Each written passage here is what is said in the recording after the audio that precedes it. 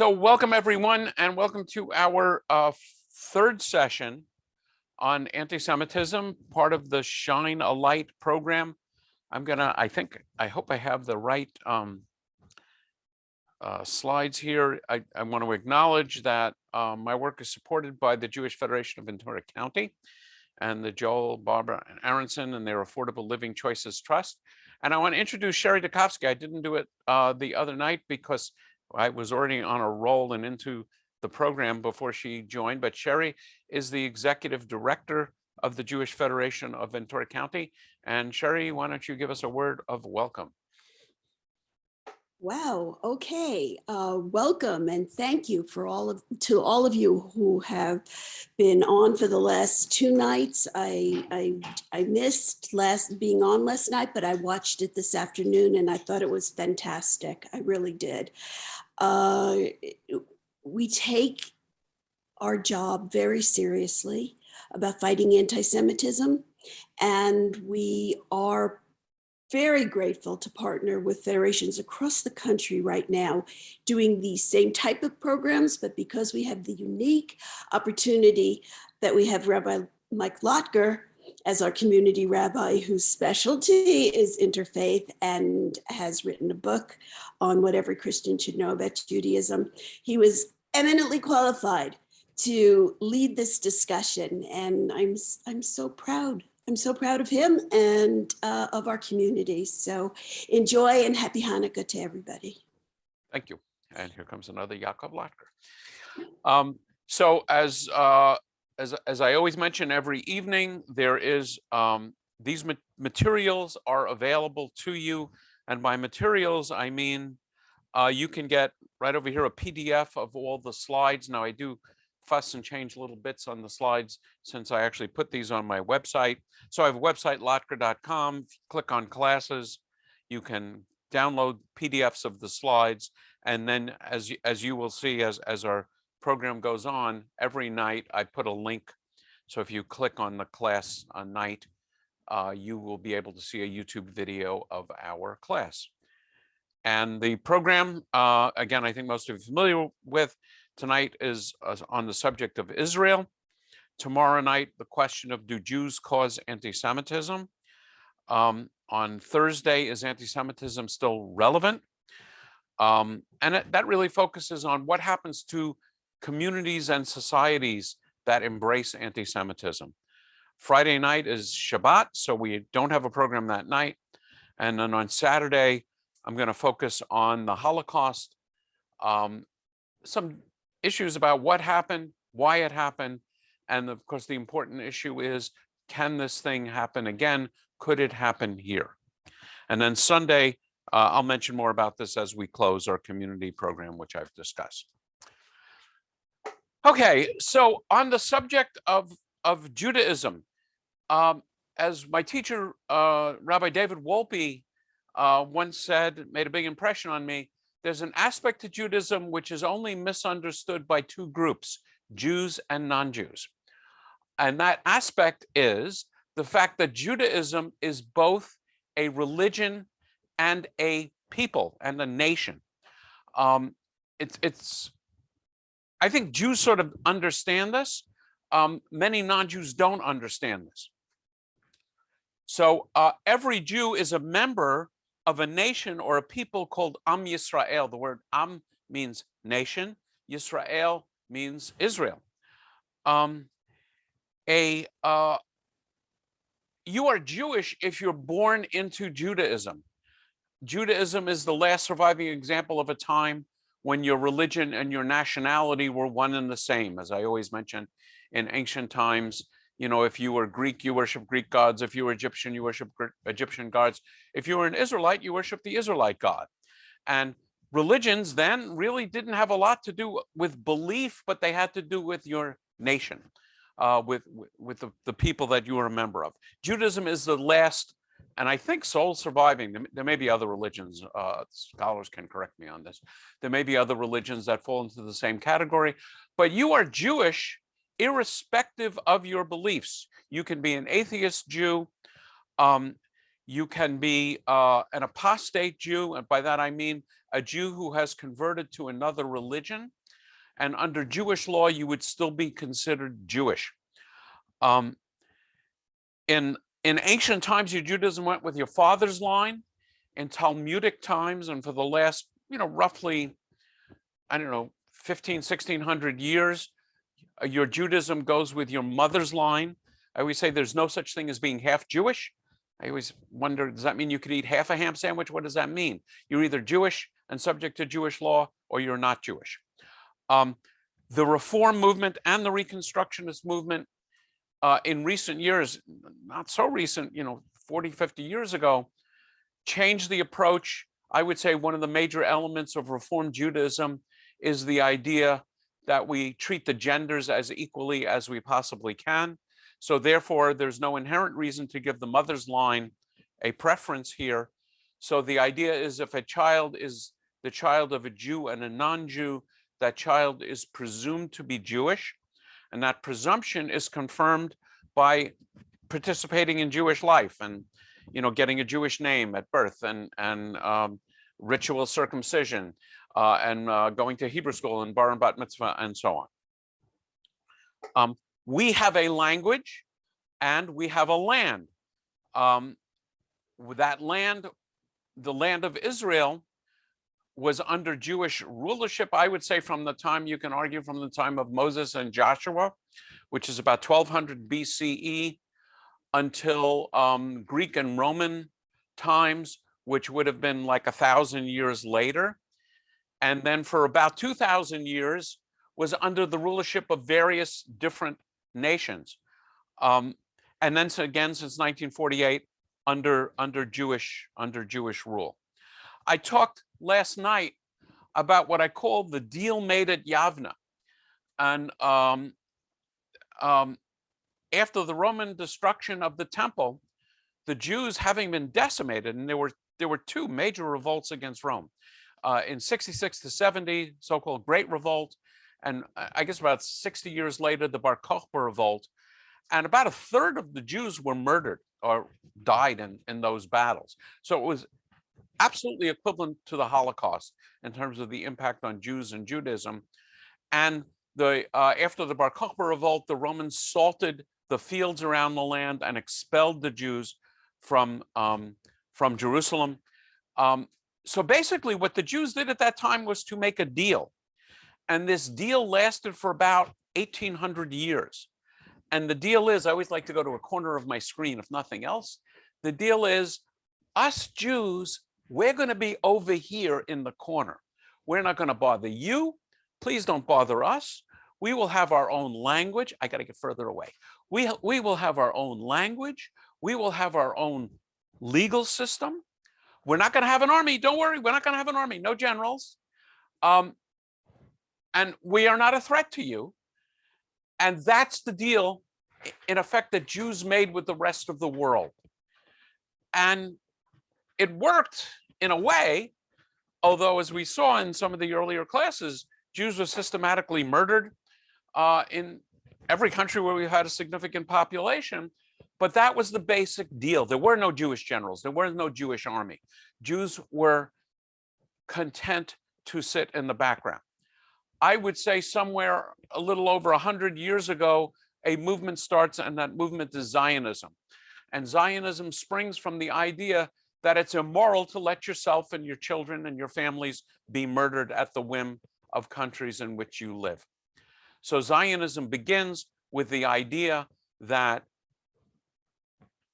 Am Yisrael should have a land just like any other nation should have a land, and our land is the land of Israel. And people sometimes raise this question, why Israel? Why not other lands? And by the way, there were suggestions in upstate New York, in Uganda, other places for a homeland for Jews. And the best answer I can give is, you love your mother. Why that particular woman?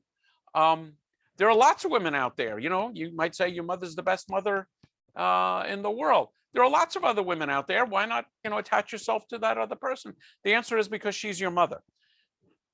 Israel is the ancient homeland of the Jewish people, and it has been in our prayers and in our liturgy uh, since the foundations of Judaism. In terms of Jewish religion, so in Judaism, you're born into Judaism. What makes Judaism a religion is the idea that anyone can convert and be Jewish, and be fully Jewish. We don't seek Jews. I always point out, no one will ever come to your door knocking with the good news about Moses. We don't seek converts. When people are interested in conversion, you're supposed to discourage them 3 times. I would say the Reform movement has become welcome and welcoming to people who are unchurched. We're not seeking to convert anyone, but if people are exploring religion and they're interested in Judaism, we welcome them. So that's what makes Judaism both a religion and a nation. As you'll see in the video, which I'm going to show in a minute, there's an important difference between Jews and Israelis. I am Jewish. I am a member of Am Yisrael. My cousin Netta Klein, who you can see on the screen, is an Israeli, born in Israel. I think you're probably an American citizen also, right, Netta? Yeah, these days you can be citizens of both lands. I am a member of Am Yisrael, but I am not an Israeli. I only have one passport, and that is a United States passport. Jews are members of this 4,000-year-old people, but not necessarily citizens of what is called in Hebrew Medinat Yisrael, the state of Israel. There is an interesting law in Israel which gets very confused and can be confusing, called the law of return. So the law of return is not Jewish law. It's not a religious law. It is a civil law relating to the state of Israel. And that law says that anyone that falls into any of these categories can make aliyah, can go to Israel and become a citizen of Israel. And so if you're Jewish or married to a Jew, so you can be non-Jewish and married to a Jew, or the grandchild of a Jew, and the grandchild can be on the father's side. So even though under Jewish law, it's only the mother's side, basically, I don't know if this is literally true, but my understanding is the Nazis would condemn anyone to death that had one Jewish grandparent. So the state of Israel basically said, if that's good enough for you to be murdered by Hitler, it's good enough for you to become a citizen of Israel. So people that convert here under my auspices and under Reform auspices are considered eligible for automatic citizenship in Israel under the law of return. But once they get there, the Orthodox rabbinate that pretty much controls religion in Israel would not accept them as being Jewish.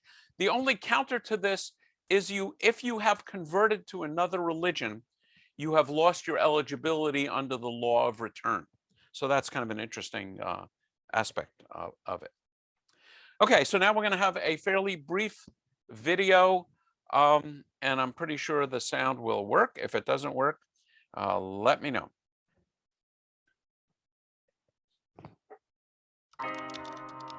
Is criticizing Israel anti-Semitic? Thank you. It's a question that confuses many well-meaning people. Some assume that an attack on the Jewish state must also be an attack on Jews. For instance, evangelical leader Franklin Graham once dubbed criticism of Israeli... Whoa, I'm sorry. I was trying to send a note. Oh boy, now I completely... settlers an assault on God's This is gonna, sorry. chosen people. At the same time, others justify their attacks on Jewish people around the world by pointing to Israel's actions, claiming that they are only being anti-Zionist, not anti-Semitic. And it's my great pleasure to welcome you to our first talk of the 2021-22 academic year in our Benjamin and Barbara Zucker Boy, lecture I have no series. idea what's going on. I could not have asked for a better speaker to start things off. Thank you. Jeffrey Herbst is the hold on. president of the American Jewish University. Okay, my apologies.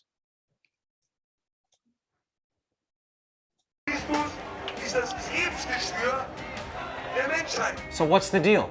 Is criticizing the Jewish state anti-Jewish? Not quite. In fact, it happens all the time in Israel itself and among Jews everywhere. Just as someone can oppose the policies of the United States, France, China, or Saudi Arabia, they can oppose the actions of the Israeli government. Doing so doesn't make them a bigot. Objections to Israeli domestic policies, settlements, occupation, or treatment of the Palestinians are political positions, not anti-Semitic slurs. This is true even when the criticism is harsh, controversial, or makes some people uncomfortable. Israel is a country like any other, and it deserves criticism like any other. If that were the end of the conversation, it would make our lives a lot easier.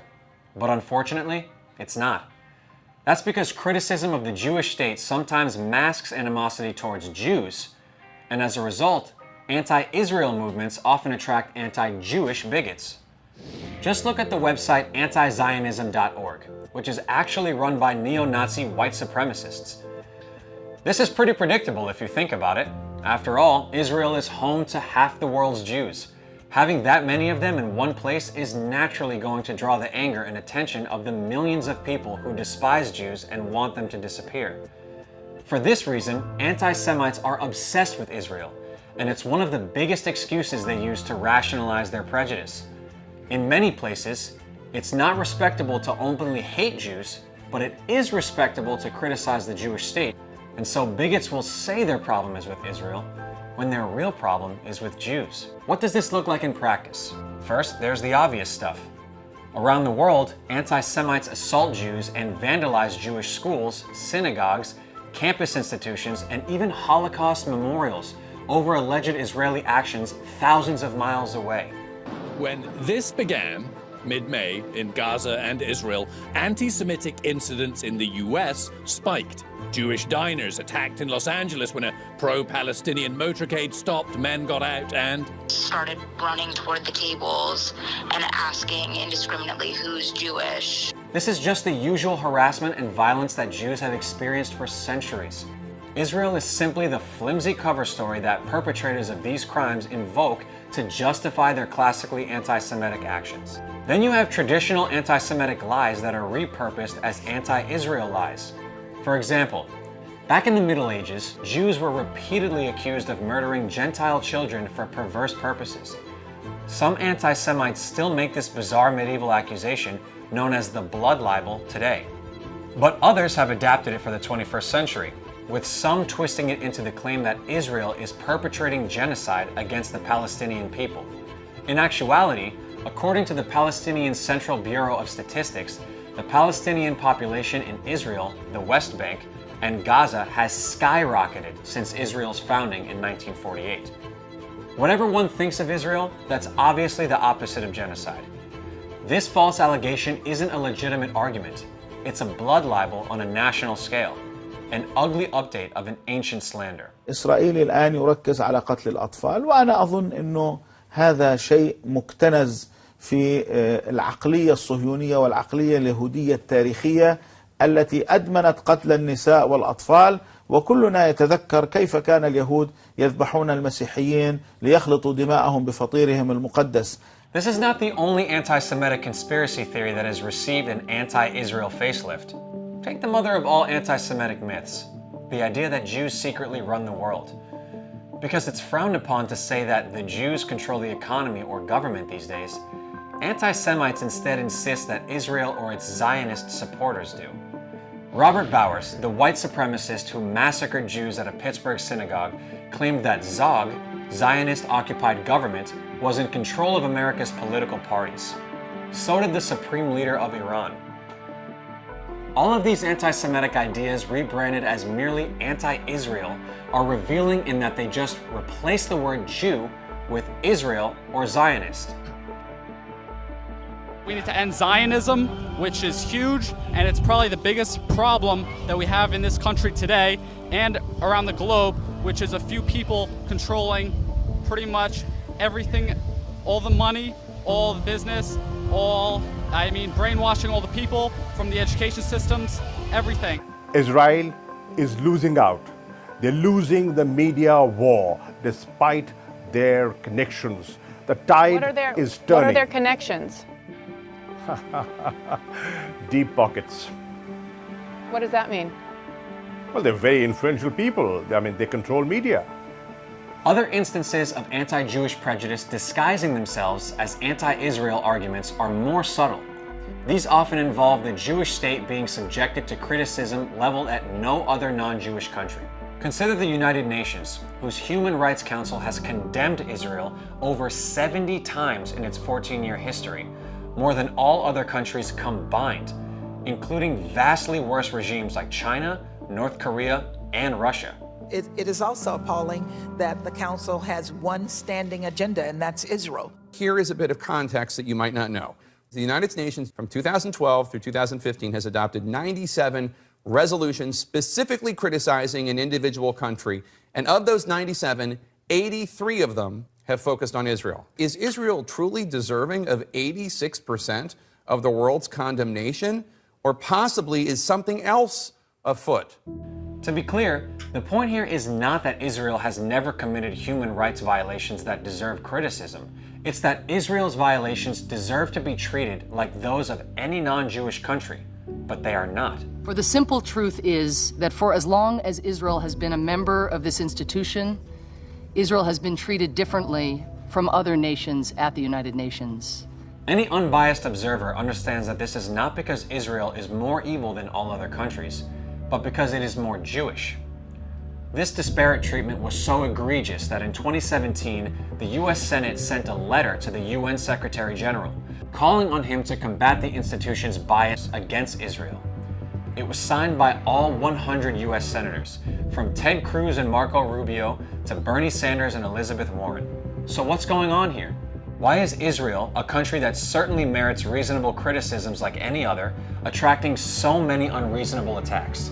Here's an analogy that helps untangle this. Criticizing Barack Obama doesn't make someone racist, but as the first black president, he naturally attracted vicious critics motivated by racism.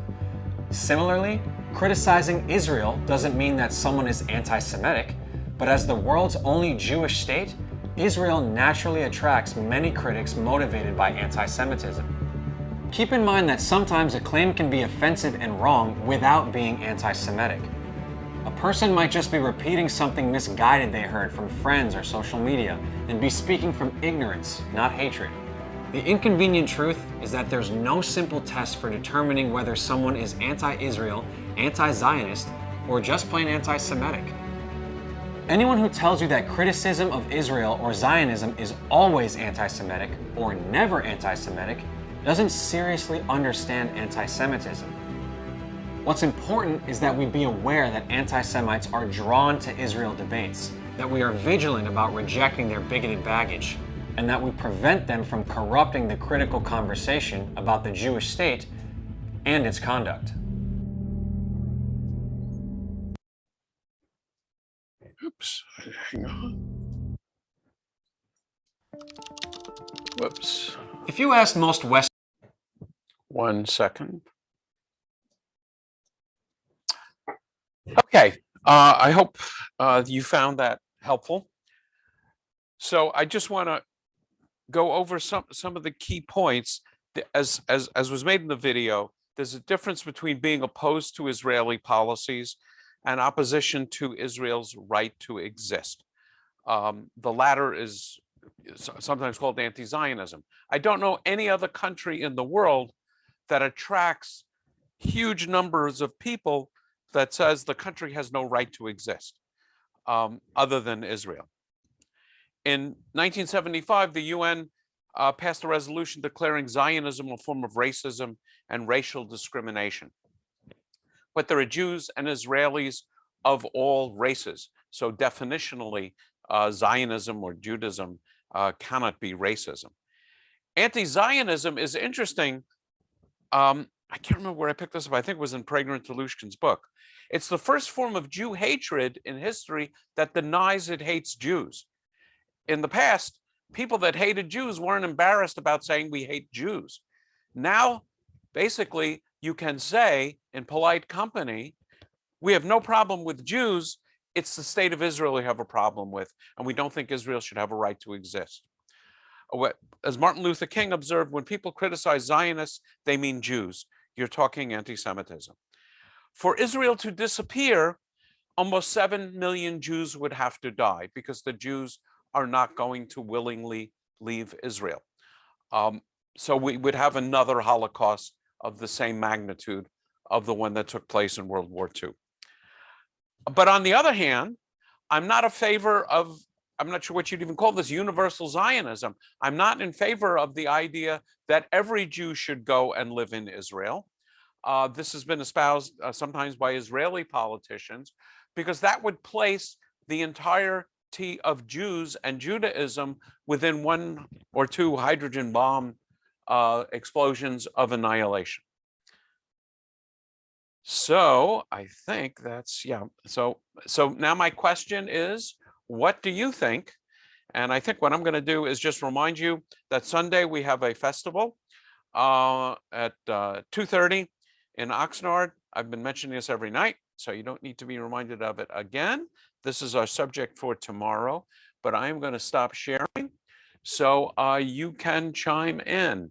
And if your name screen says Yaakov Lotger, even though you think I should know your name, I might not be able to remember it.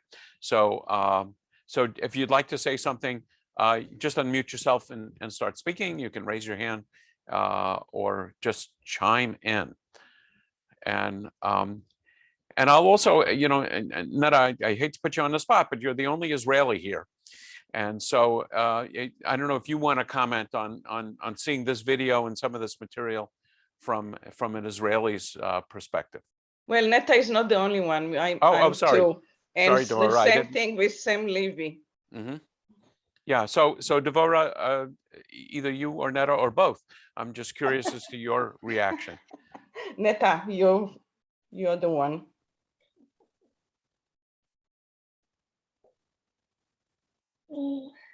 I think the the idea that criticizing Israel and sorry, my throat is doing me not a favor. The notion that Israel does not have a right to exist is intertwined, unfortunately, with the so-called criticism over policies of Israel. The majority of the people who claim that Israel does not have the right to exist come essentially from the point of view that Jews have no right to exist. And that, because of that, it's very clear to us, for instance, that when they say whatever they say, when, and I don't want to mention names within the Democratic Party, for instance, it comes from the point of view of hatred to Jews. It doesn't come from the point of view of, oh, there is a conflict, and because of the conflict, we don't agree with whatever they're doing. Because number one, they don't really know the basis for it. And number two, they're ignorant as to the true meaning of the annihilation of the state of Israel. So from my point of view as an Israeli, that is my feeling, is that the majority, and I don't want to paint a conclusive picture that all the people who claims whatever they claim come from the same point, but the majority of the people who actually call for the state of Israel not to exist come from that point of view of being totally anti-Semitic. Yeah, I would certainly agree that you can be opposed to policies in the United States and Israel and other places and not be inherently anti-Semitic. But if you're opposed to Israel's right to exist, I would say that's inherently anti-Semitic. Devorah, I don't know if you want to add anything to that. I definitely agree with you, Netta. I'm sorry, I didn't hear it. Yeah, she said she agrees. Oh, she agrees with me? Yeah. Right. Okay. Mm-hmm. Okay, anybody else want to join the discussion, ask a question?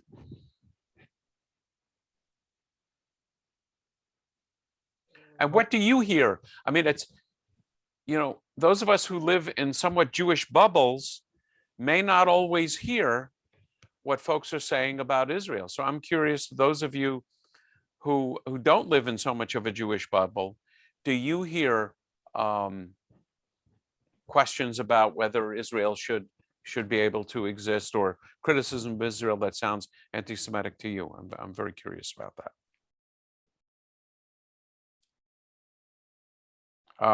Linda, you need to unmute yourself, Linda. Linda, unmute. Thank you. I probably live in a bubble too, but as a Christian, I grew up with many Jewish friends. We went to their bar and bat mitzvahs.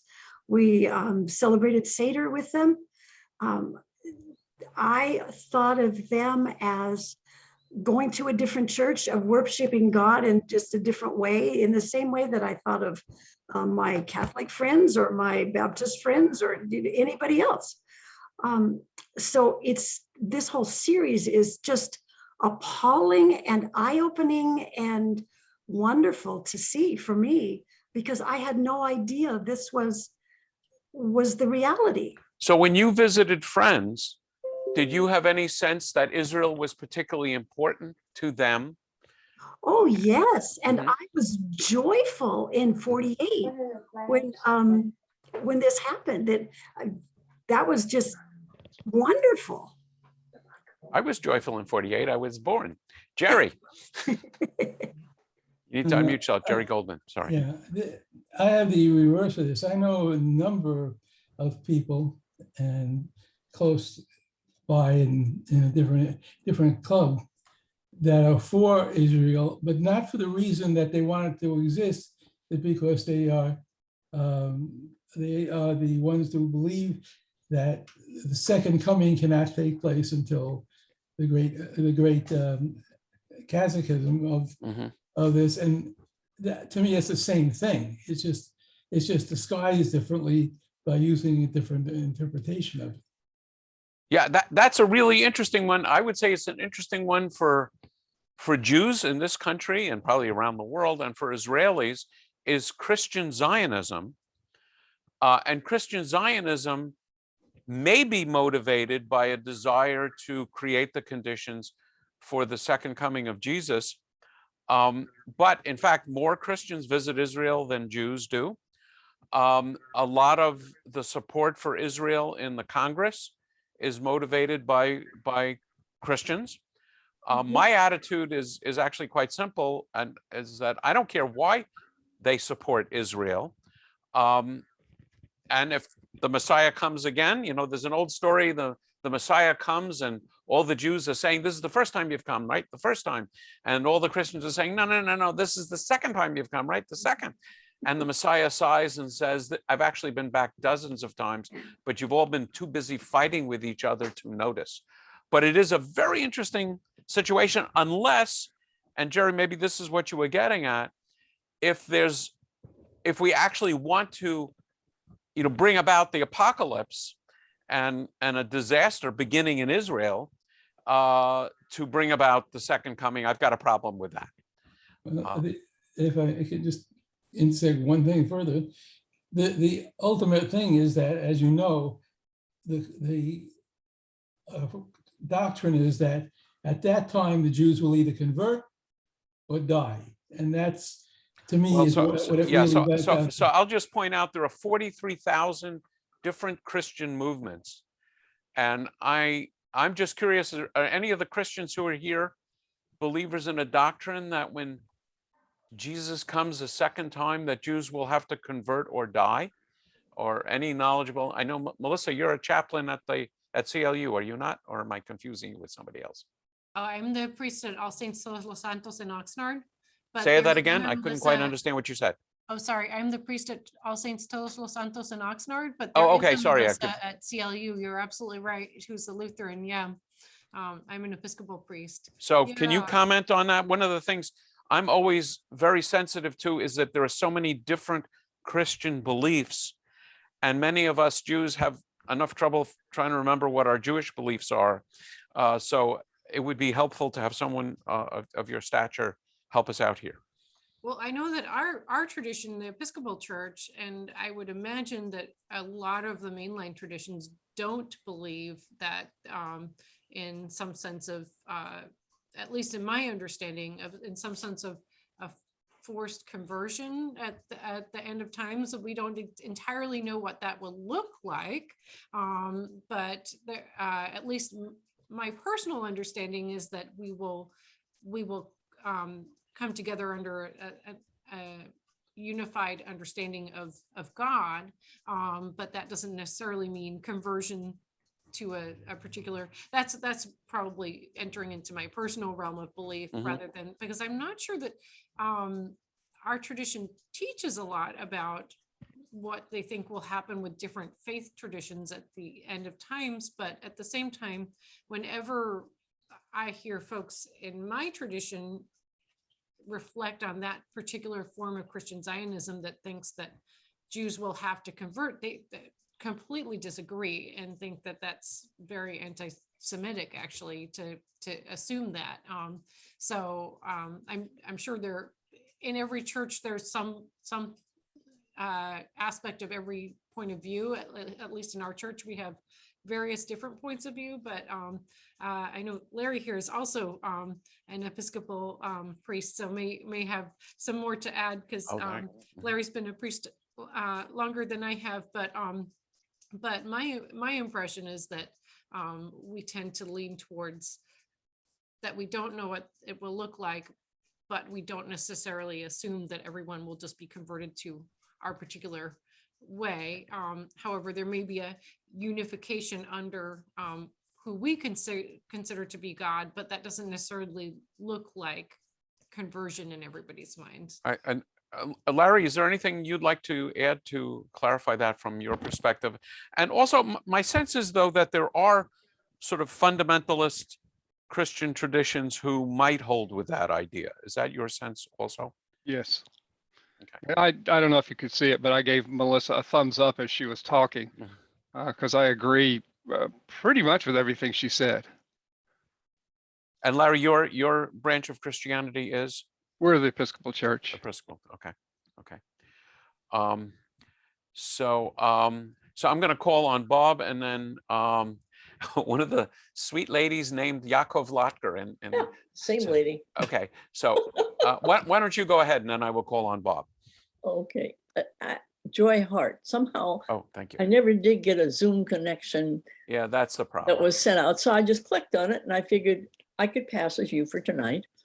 But anyway, I belong to the Methodist Church, and I do not recall having any extended conversations about this particular thing. My personal view is I don't have a problem with Israel as a country. I have a problem with the politics and the politicians, and in many minds, they are lumped together. Right, that's the problem. Not all of the politicians, but even my Jewish friends are not too happy with Netanyahu. Okay, I don't want to get into specifics of politics. I know, but anyway. But I know in this country, you're happy with all of the politicians, right, Joy? Yeah. No, absolutely not. No, I'm not. But, okay, that's exactly my point. I can separate those two things in my mind. Yes. And as far as end times is concerned, I personally think, I don't think that Jews or anybody else is going to have to convert. I kind of am open to other religions and their beliefs, and I respect them.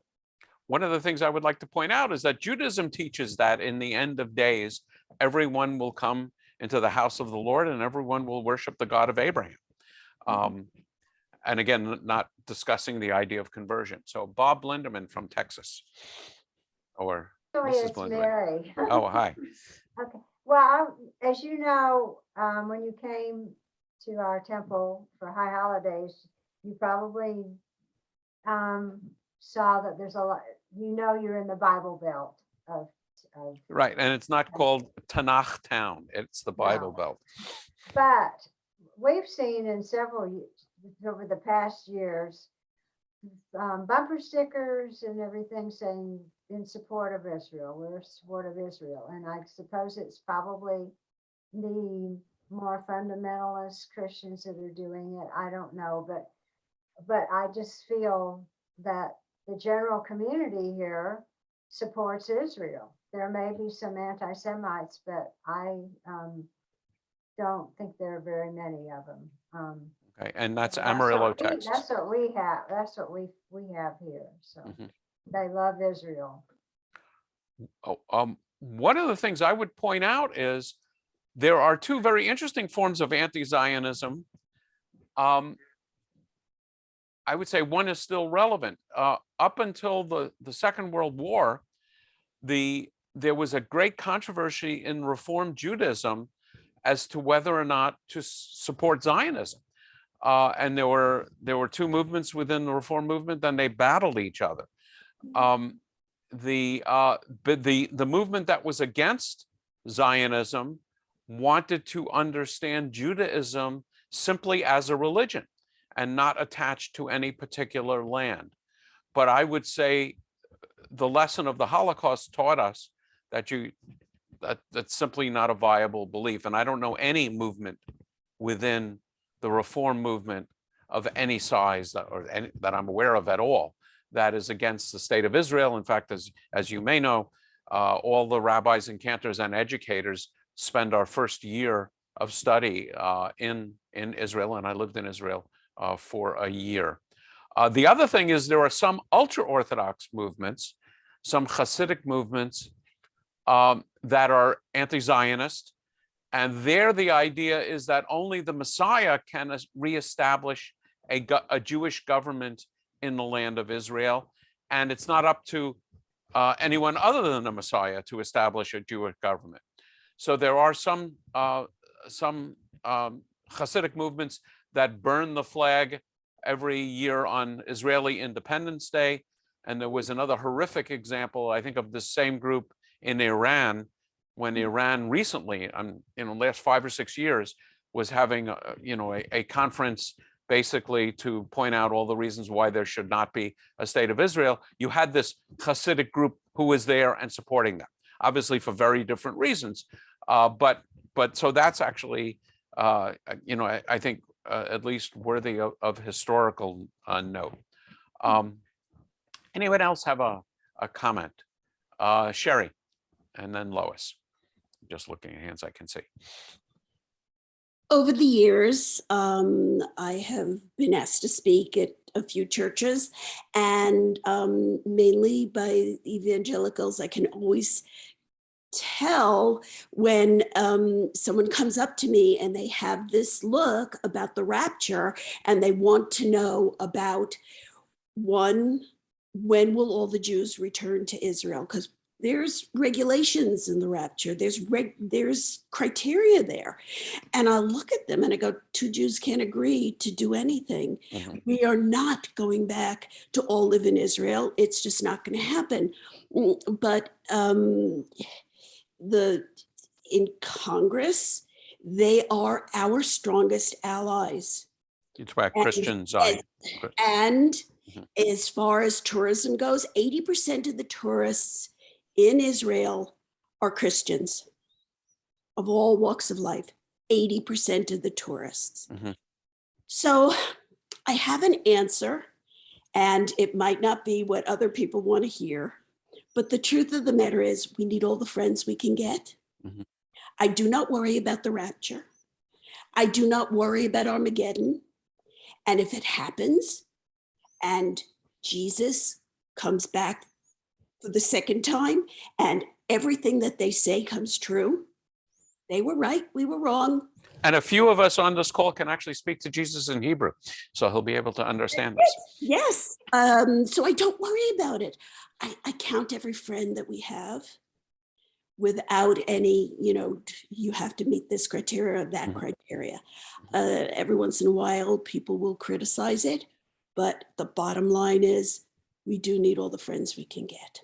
And I'm not discounting. And again, I appreciate that, and I want to emphasize that that the idea of the rapture and these things is not a normative belief across across Christianity. And yes, someone noted Jesus spoke Aramaic, and I've studied Aramaic too, although my Aramaic is even rustier than my Hebrew. Somebody else had a hand up. That was me. Okay, yeah, thank you, Lois. That was me. My name is Lois Weinzapt. Hi, Sherry Dakovsky. We haven't seen each other in many years.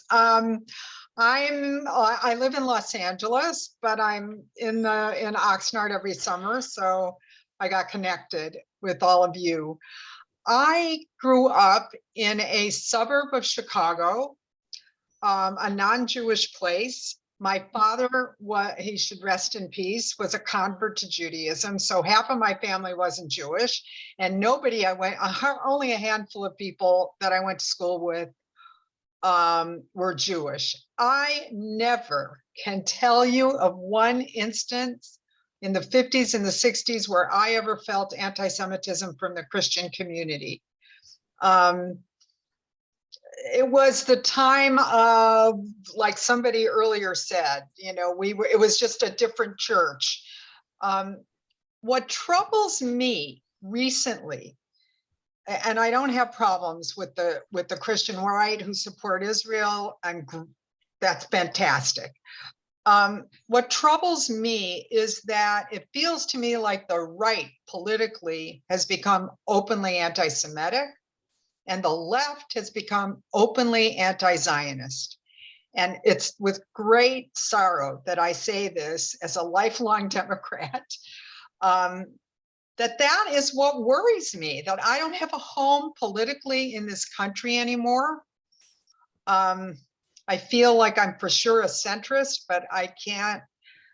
And I even feel like the push towards diversity, because I'm involved in a very large, important nonprofit organization as a volunteer here, which is so focused on diversity, and especially in the Black community. And my own grandson is an adopted African-American kid. So, and my sister married a Black man. I mean, we were always a diverse family, but the focus on it borders on the left and its attempt to make right what is wrong in this country, borders on anti-white, and we're just thrown in with that. And I find it very troubling. And that's what I'm concerned about. Really, I have not felt that most Christians are a problem. I don't know that many Muslims, but I imagine here in this country, that's not a problem either, which is completely different than what the issues are in the Middle East. Yeah, so I appreciate that, and I think just speak in praise of being a centrist, and that most people are closer to the center. And the other thing, that some of us and a few of us on this call or Zoom meeting are very active in interfaith work, and a real key is just becoming friends with people in other faith communities and developing a trusting relationship and working together. I think most people are close to the center. It is really easy for people at the extreme to grab headlines. And so you kind of feel like we're under attack. But I don't know anything more brilliant than to say, don't live in our bubble and move toward the center. But it's absolutely true. And we saw that last night, I think, in the video, which talked about anti-Semitism on right and left. I would agree with you. However, as a lifelong Jewish communal professional, most of those years in the community relations field, we spent decades working on what's now called allyship. I think we completely failed. And we should, because the real issue, and I don't know if you're going to get to it in this series, is what are we going to do? I think it's important to define it and talk about it in the ways of this, but I don't think there is a coordinated attempt inside the Jewish community or among our allies to do anything about the anti-Zionism. And nobody knows what to do. Yeah. And there's a statement in the Talmud that says it is not up to you to complete the task, but no one is exempt from working on it. So do I think there is going to be a miraculous insight which is going to solve this problem soon? No, I don't think that's true for a minute. But some of us are involved, and not on grand schemes or even programs like this on Shine the Light, but we're involved in communities together, and we have fun, we have fundraising, and food drives and building houses and things like that with people in other faith communities. And it's really very much a one-on-one, but I don't believe it's going to solve the problem soon. And I don't believe there is an answer to solve the problem soon. But I do believe that we are forbidden from being hopeless and giving up on working on that problem. Any other insights? We're almost at 8 o'clock. No matter how I try, Sherry, I cannot limit this to a half an hour. Vafa.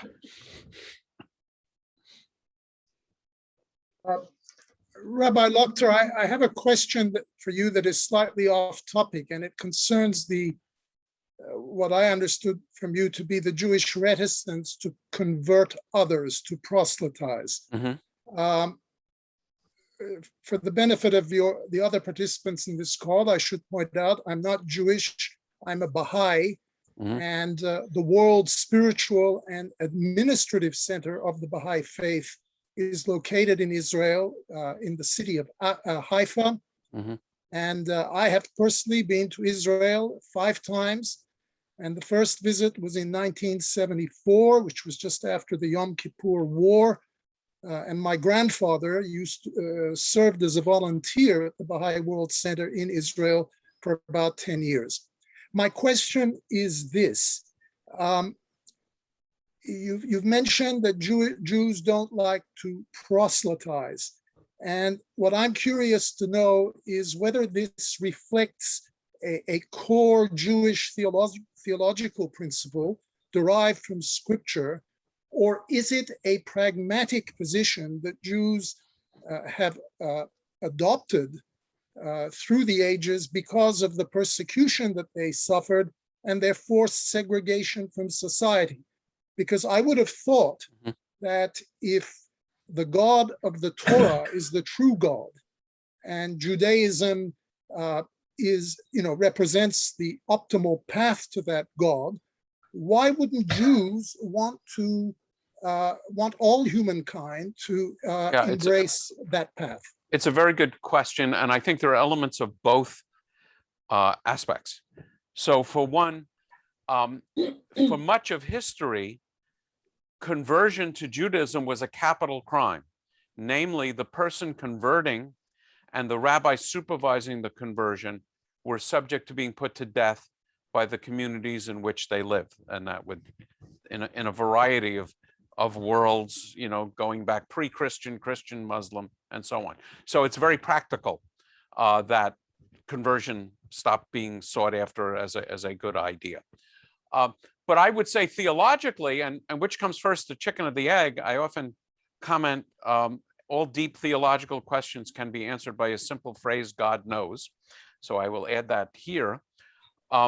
The Judaism teaches that Judaism is the one true religion for Jews, and that there's lots of things we call upon Jews to do as part of our path and our nation and our peoplehood. But Judaism teaches that non-Jews, in order to get the benefits of the world to come and to be on the good side of God, need only obey 7 commandments. There are 7 commandments, the so-called Sheva Mitzvot Livnei Noach, the 7 commandments of the children of Noah. And this comes from the Bible, because Noah, who is 10 generations before Abraham, is described as a righteous person in his time. So the rabbis try and tease out what was it about Noah that made Noah a righteous person. And they come up with 7 commandments. 6 negative commandments, I can never just wrap them off the top of my head, but basically prohibitions against murder, sexual immorality, cruelty to animals, theft, I would say public blasphemy against God, speaking against God, and 1 positive commandment to establish courts of justice. Judaism teaches that a non-Jew that obeys those commandments, which are basic morality, has a share in the world to come and is already on God's good side.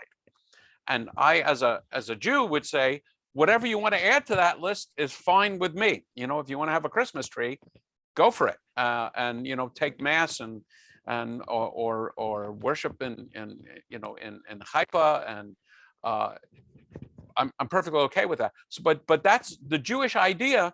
And when I speak to potential converts, I'm only half joking by saying Judaism may be hazardous to your spiritual health. What do I mean by that? According to Judaism, a non-Jew need only obey 7 commandments.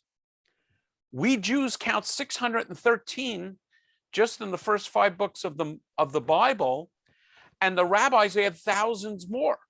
So we Jews believe that ultimately God will judge us based not just on the 7 commandments, but on hundreds or thousands of commandments.